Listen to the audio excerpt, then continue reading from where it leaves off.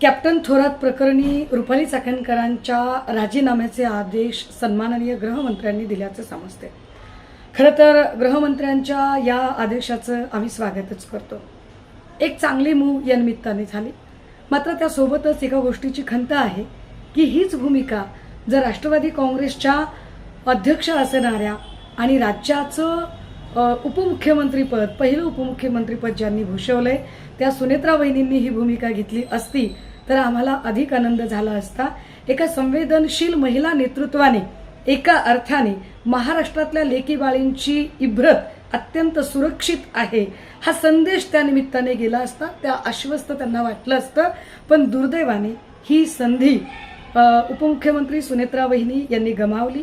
असो, पण लढाई अजून संपलेली नाही, कारण मी सकाळीही म्हटलं की रुपाली चाकणकरांचा फक्त राजीनामा इतकी छोटी मागणी आमची नाही।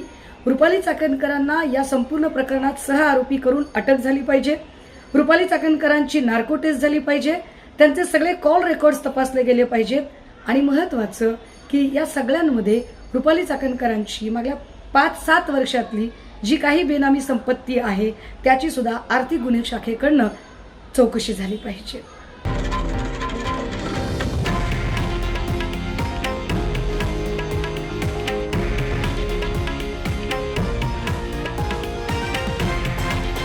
हे आहे देशातील नंबर 1 न्यूज नेटवर्क आणि आपण पाहत आहात TV9 मराठी, एकमेव।